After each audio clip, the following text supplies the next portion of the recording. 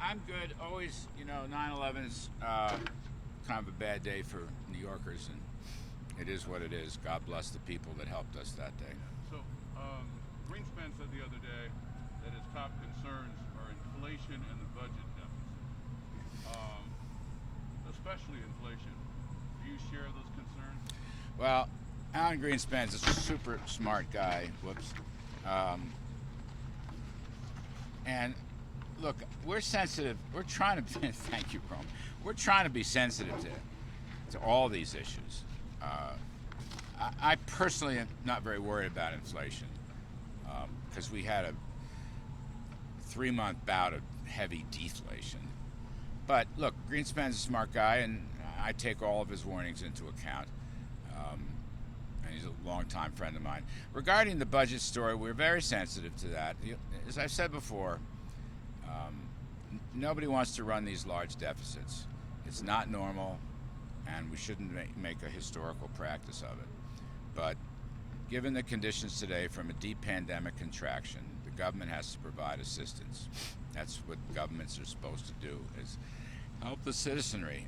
The good news here is it's cheap financing, 50 or 60 basis points.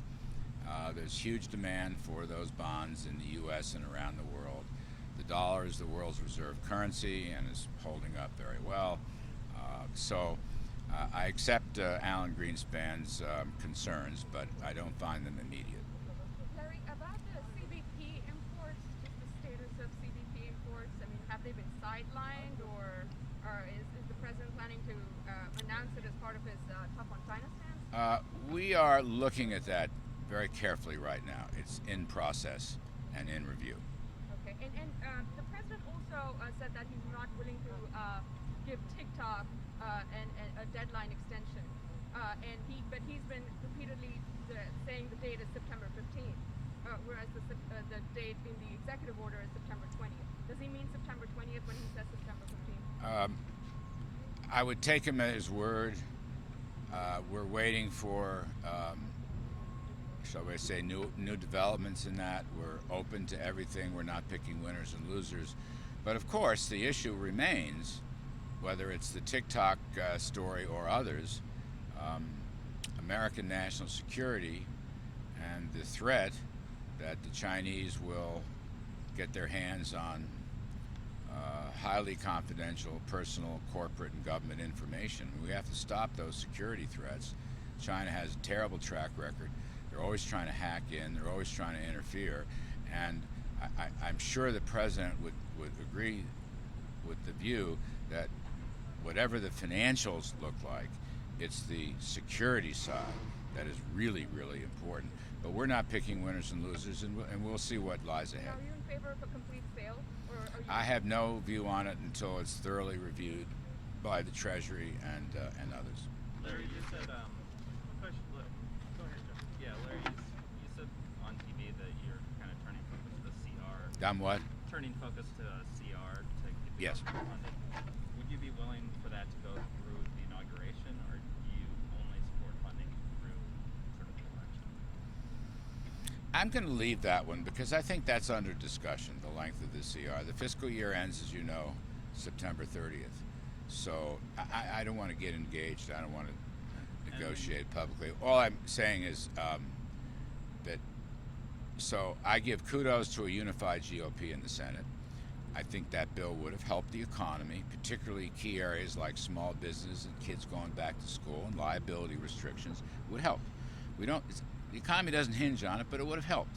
I see no reason why it couldn't have been passed, frankly, because there's a lot of agreement on many of those issues. Just saying, sometimes you have to compromise. We had last winter, now we don't. I'm sorry the Democrats don't want to play, because these would be helpful things. Even things like, helping parents who may have to stay home because of the kids on child care. We put that in the bill. Even the post office got some, I think $10 billion of loan forgiveness or some such thing. So yeah, why not? Why not? That's the key point. Now, the CR, the support, Secretary Mnuchin and Speaker Pelosi have indicated they support a clean CR. So that's good. We keep government open.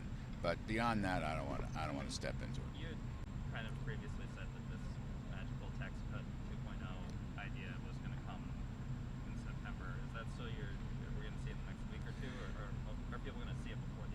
will. Now, look, the president has been messaging tax cuts, very important, and of course, his executive order on a payroll tax deferment with full forgiveness is a very important area. I mean, it's just interesting to me. The president has to lead and has been way ahead of the other side of the aisle, so they won't give a vote in the Senate to things that would be of great assistance to specific targets in the economy. So what did he do? The president himself launched unemployment assistance. He launched a tax cut, which would have helped. There are 147 million working people now. It's up from 140. It's a tremendous number. They would have gotten a huge wage increase from the payroll tax deferral, which he has pledged time and again to forgive. Also the eviction moratorium, and also the student loan forgiveness at a zero interest rate. So he has taken the initiative. Congress won't act. He's acting.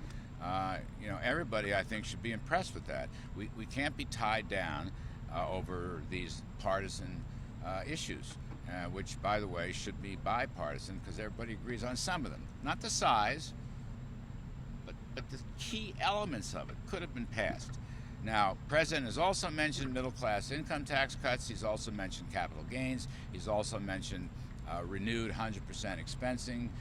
He's also talked about using that expensing for onshoring to bring companies home from China or elsewhere. Those are very important parts of his platform. And he's also repeated time and again with respect to energy and all other areas of the economy and the federal government, he will continue to roll back onerous regulations.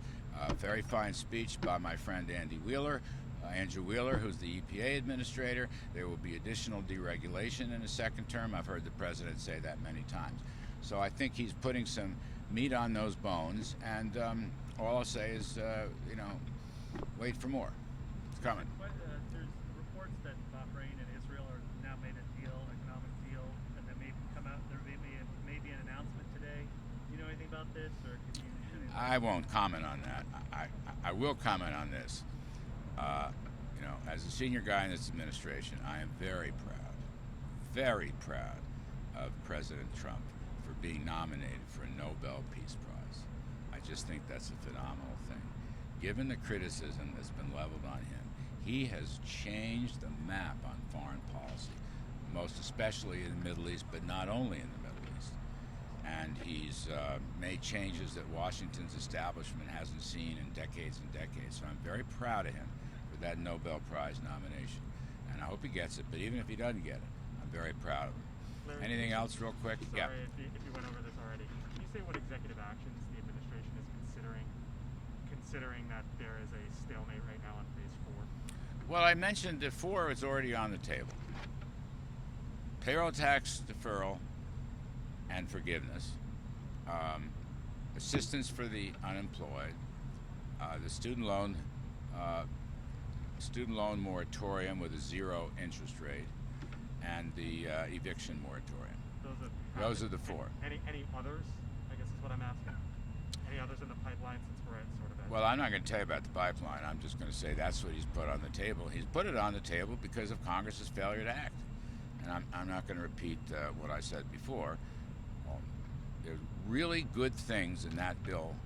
The bill won 52 to 47, just didn't get the 60 votes for cloture. So that should tell you something. And the GOP was very united behind it. A lot of people said, man, they're complaining. It's just not true.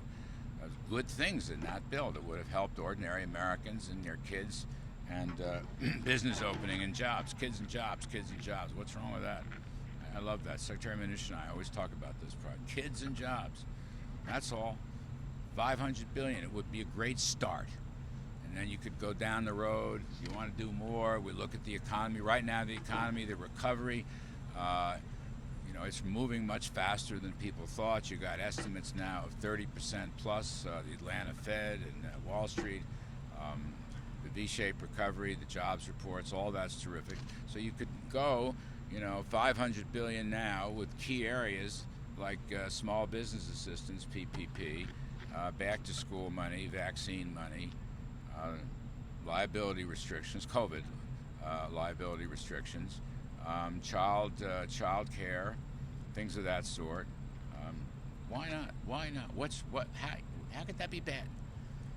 You can't just have everything you want in life. We compromised last winter. Should be able to do it again, but we can't. So my point is long-winded. I'm sorry. The president took his own executive actions. That's all, and that's about leadership. I gotta go. Thanks, Larry. Thanks Appreciate very it. much. Thank you,